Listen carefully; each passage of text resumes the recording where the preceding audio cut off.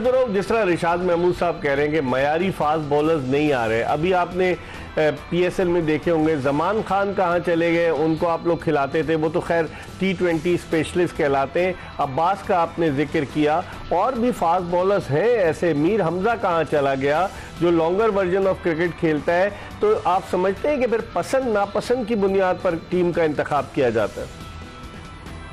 बिल्कुल इकबाल भाई, और मेरा ख्याल है कि अब एक राइट टाइम है कि हमें आवाज उठानी पड़ेगी, और मैं तो काफी अर्से से इस पर बात भी कर रहा हूँ कि ये जो मोनोपोली सिस्टम है, ये नेपोटिज्म है, इसका खात्मा करना चाहिए। अगर आप इसको एड्रेस नहीं करेंगे तो ये कल आपका क्रिकेट का भी हॉकी वाला हाल कर देगा, और फिर आपका हॉकी या स्क्वाश से भी बदतर होगा। क्योंकि आप देखें कि अगर कोई फ्रेंचाइज है तो वो भी अपने रिश्तेदारों को सारे को नवाजना शुरू हो जाते हैं। एक दोस्त, उसका आगे दोस्त मैनेजर लगा हुआ, फिर साथ कोच में, फिर उसका बेटा आ जाता है, फिर उसका भाई आ जाता है, फिर उसका भतीजा आ जाता है। कोचिंग भी इसी तरह के तरीके से कर रहे हैं, और जब टीम की सिलेक्शन होती है तब भी यही खेल खेला जा रहा है। फिर इसके बाद जो पाकिस्तान की टीम है उसमें भी आपको लग रहा है कि फ्रेंचाइज की बहुतात है। वो जिसको वो हेड कोच लगाते हैं वो किसी ना किसी फ्रेंचाइज के साथ उसका ताल्लुक होता है। वो 4 लड़के वहां से फ्रॉम नोवेयर उठाता है और वो पाकिस्तान की टीम है उनको कैंप इस तरह बांट देता है जिस तरह एक मंडी लगी हुई है। ठीक है, आपने बिल्कुल सही कहा। अब आप देखें ना कि पाकिस्तान के एक साबिक कप्तान के बेटे को जो है उसके लिए अंडर-19 टूर्नामेंट एक दिन हुआ और उसके बाद खत्म कर दिया गया, और कहा पिछली परफॉर्मेंस पे लेंगे, उसको सेलेक्ट कर लिया। एक और कोच हैं, उनके साहबजादे भी हैं। बहुत सारे ऐसे मसाइल हैं कि जिन पर बात हो सकती है। हम एक ब्रेक की तरफ बढ़े। अब्दुल रऊफ हमारे साथ मौजूद है, और स्टूडियोज में हमारे साथ senior sports journalist, Tribune, express Tribune के स्पोर्ट्स एडिटर रिशाद महमूद साहब मौजूद हैं। ब्रेक के बाद दोबारा आपको ज्वाइन करेंगे।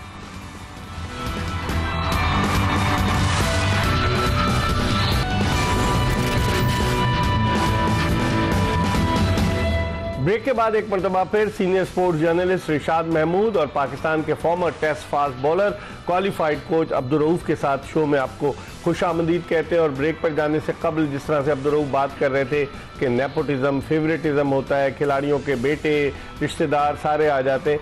रिशाद साहब, अगर हम रिकॉर्ड पर नज़र डालें, गुज़िश्ता 2-3 बरस में पाकिस्तान ने सबसे ज़्यादा 38 खिलाड़ियों को T20 में आजमाया है। आप अंदाजा लगाएं, 38 खिलाड़ियों को एक टीम आकिब जावेद ने जिम्बाब्वे भेज दी थी, और आपका T20 का कप्तान सलमान अली आगा गुज़िश्ता बरस नवंबर में उसने अपना T20 डेब्यू किया है, नवंबर 2024 में। अब वो पाकिस्तान का कप्तान है। तो आप क्या समझते हैं कि जो अब्दुल रऊफ की बात तो फिर सही साबित होती है ना? यानी सर, ये तो पाकिस्तान क्रिकेट बोर्ड की हिस्ट्री रही है। नेपोटिज्म हमेशा ही है, कोई ना कोई ऐसे लोग रहे जिनके भांजे भतीजे खेलते रहे, बेटे खेलते रहे।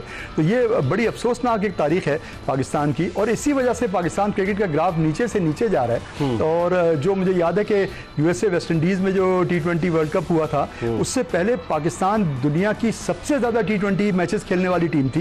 Warm up matches, practice matches और सीरीज खेलने वाली, और उसके बाद फर्स्ट राउंड में हार गए। तो ये यानी इतना बुरा मेयार है पाकिस्तान टीम का। इसीलिए मैं आपसे कह रहा हूं कि कोई उम्मीद ये रखना कि बांग्लादेश को भी बांग्लादेश में हरा सकेंगे या नहीं, ये बड़ा मुश्किल नजर आ रहा है। अब्दुल रऊफ, ये बताइए कि जिस तरह से बांग्लादेश की सीरीज की अगर हम बात करते हैं तो आप क्या देखते हैं? अभी उन्होंने हाल ही में श्रीलंका को 2-1 हराया, और जिस तरह से बैटिंग कर रहा था तंजीद हसन तमीम, क्या उसने मार लगाई है। उससे पहले उन्होंने 83 रन से दूसरा T20 जीता, पहला हार गए थे। तो आप समझते हैं बांग्लादेश वर्सेस पाकिस्तान वो नतीजा नहीं होगा जो मई में हुआ था जब हमने लाहौर में आराम से तीनों T20 जीत लिए थे? लेकिन बेसिकली तो इकबाल भाई बहुत ही अफसोसनाक अमर ये है कि हमें बांग्लादेश के खिलाफ भी सोचना पड़ रहा है, अफगानिस्तान के खिलाफ भी हम सोचते हैं, श्रीलंका या जिम्बाब्वे के खिलाफ भी हम खेल रहे होते हैं, तो हमें बहुत ज्यादा सोच विचार के साथ और अपने सीनियर पर मुश्किल बड़ी एक फुल बेंच को स्ट्रेंथ को खिलाना पड़ता है। तो फिर हम देखें कि जब आप टॉप टीमों के खिलाफ मीट करेंगे तो फिर हम वहां पे कहाँ पे खड़े होंगे। आपको ये जो टीमें हैं, जिस तरह बांग्लादेश की टीम है, ये नंबर 10 पे है तीनों फॉर्मेट्स में। वेस्ट इंडीज की टीम जिसके खिलाफ आप खेलने जा रहे हैं वो भी नंबर 10, नंबर 11 पे है, और तीनों फॉर्मेट्स में बहुत नीचे है।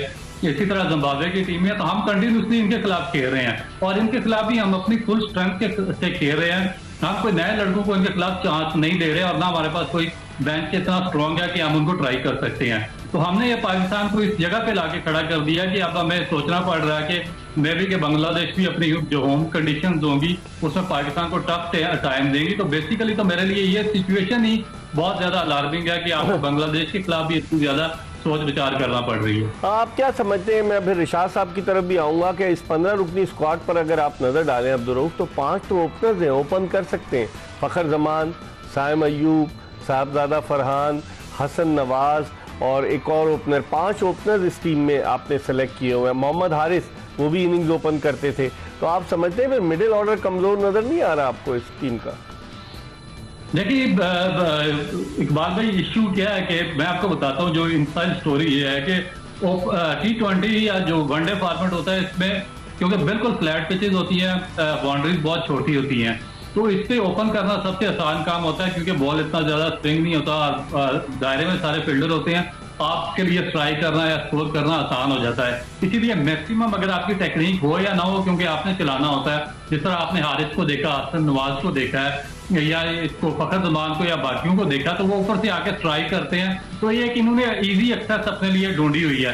आपने देखा with the passage of the time, Babar Azam और रिजवान को भी अपने आप को बिल्ड करने की बजाय उन्होंने भी अपने आप को ओपन स्लॉट के लिए कंफर्म करवा लिया था। हाँ। तो ये असल चीजें आप देखें कि जो क्रिकेट बोर्ड स्ट्रांग होते हैं, जिनमें फंक्शन मजबूत होते हैं, जिनका डेवलपमेंट का वर्क स्ट्रांग होता है, जिनका फर्स्ट क्लास स्ट्रक्चर बहुत स्ट्रांग होता है, हमेशा उनकी मिडिल ऑर्डर और लोअर मिडिल ऑर्डर बहुत ज्यादा तगड़ी और स्ट्रांग होती है, जो कि असल में किसी भी टीम को मैचेस जितवाते हैं। तो ये क्वेश्चन मार्क है आपके पूरे सिस्टम के ऊपर कि आप 5-5 ओपनर भर्ती कर देते हैं, और उसके बाद आप पिछले मैं 10 साल से देख रहा हूँ कि आप मिडिल ऑर्डर और लोअर मिडिल ऑर्डर की वजह से आपकी जो हार की जो तनासब है, वो 90% आप मैचेस आपके मिडिल ऑर्डर या लोअर मिडिल ऑर्डर की वजह से आते हैं, और उसके बावजूद आपने उसको स्ट्रेंथन नहीं किया, बल्कि आपने फिर 5 ओपनर भर्ती कर ली है। तो ये अगर एक विजन वाला क्रिकेट बोर्ड हो, जिसके अंदर कोई सोच हो, कोई थिंक टैंक हो, तो वो इन चीजों को वो कवर अप करने की कोशिश करता है, जो आपकी बेसिकली जो आपके फॉल्ट्स हैं।